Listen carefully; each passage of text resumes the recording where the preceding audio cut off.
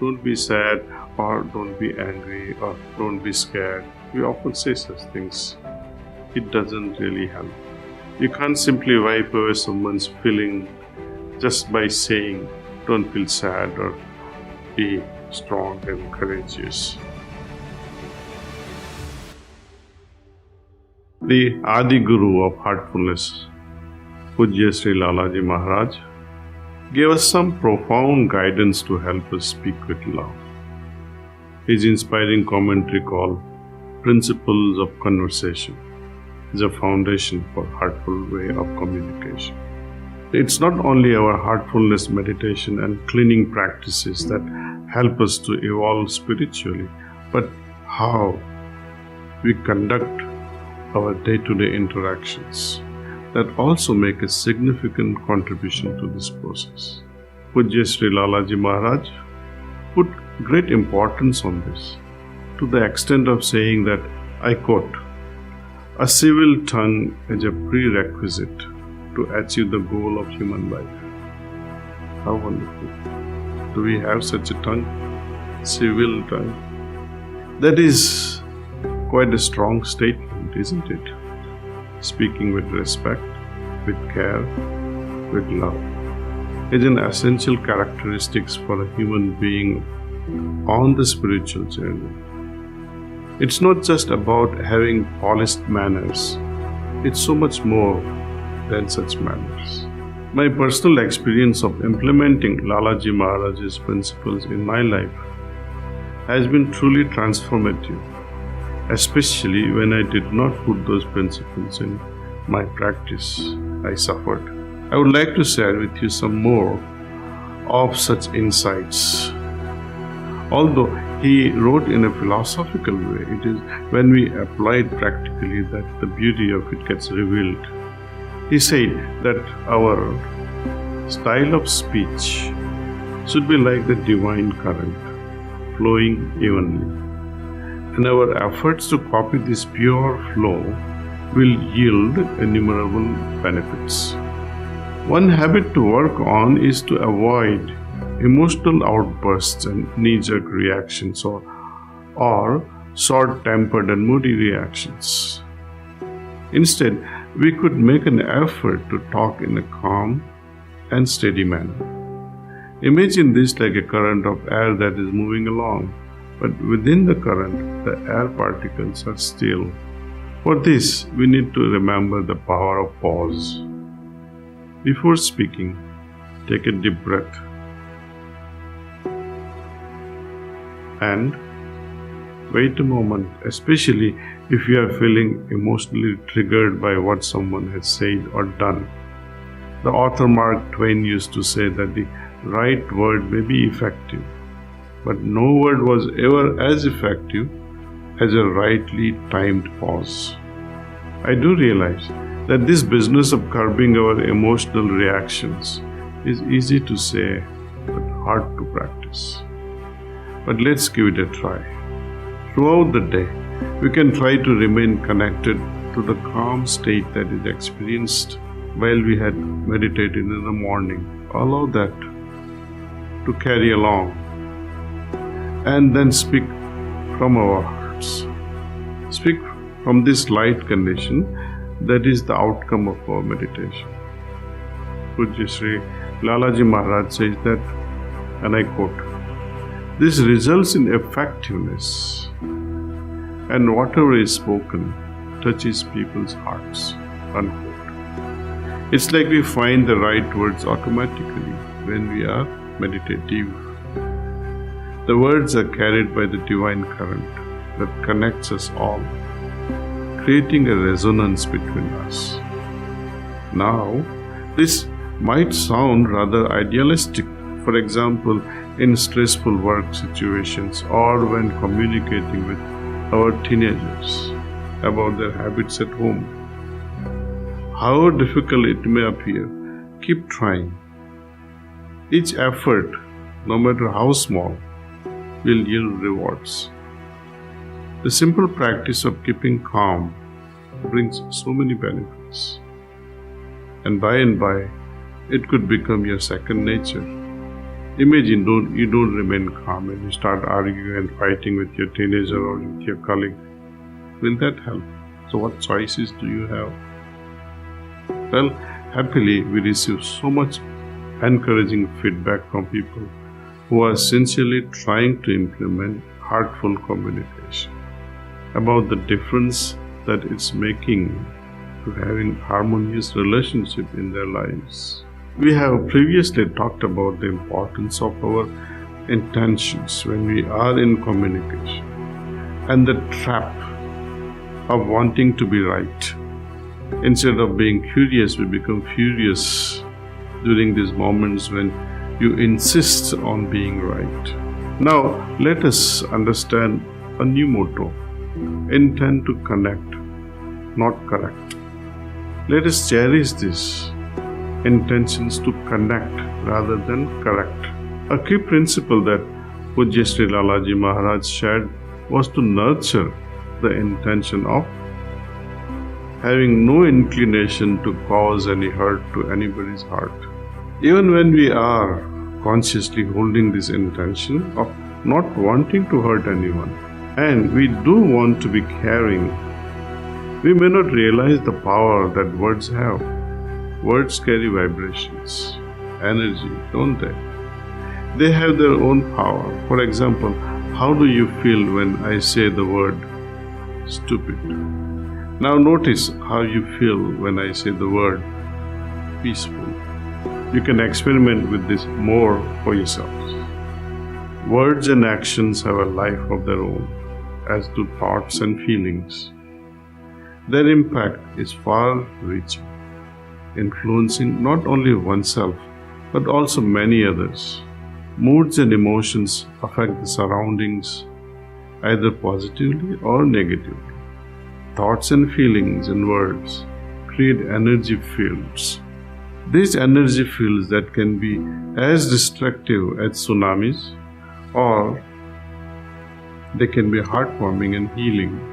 They can contribute to our growth and evolution. It depends on us, our consciousness, and how we express ourselves in the world.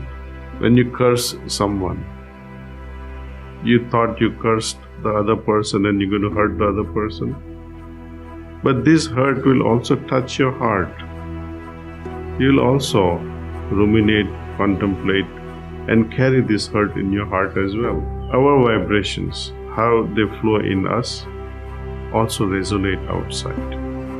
The flow of speech should not carry any kind of weight on it. So, let us aim to have conversations that leave no impressions on our subtle bodies. Subtle bodies means manas, chit, buddhi, ahankar. Remember that an open, smiling, joyful heart always attracts grace, reflecting like golden sunlight on the waters of the still lake.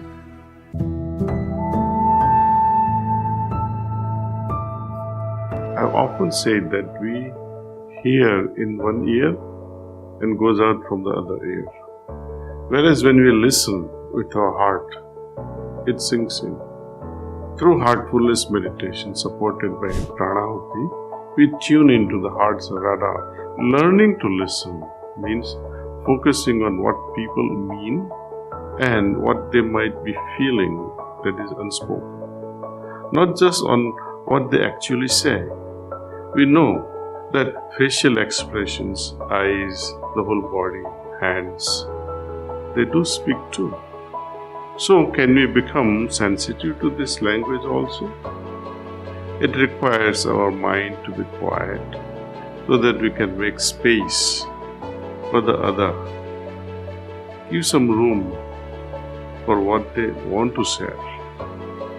We need to become empty, silent within, to let go of our agendas, of our judgmental thoughts and our prejudices. Listening without any prejudice and expectations makes us empty. It is this emptiness that creates the real magic. One becomes the witness. This is the power of presence in action. Inside we are silent, but our heart is open. Silence connects us with our deeper self. So we can see how regular silent meditation, cultivating this inner peacefulness, is such a powerful tool to help us to listen to ourselves and to others. Although we have all probably heard 100 of times about the vital importance of listening to others before we respond, it's amazing how much work there is still to be done to make this as a habit, conscious habit. You might now know the book by Dr. Stephen Covey, The 7 Habits of Highly Effective People. I think if you have not read it, I wish you would take time and share it with your family. One of the effective habits he identifies is seek to understand before you are understood. Let me repeat. Seek to understand before you are understood. In other words, listen first. Try to understand the other person before you start talking about what you think or you feel.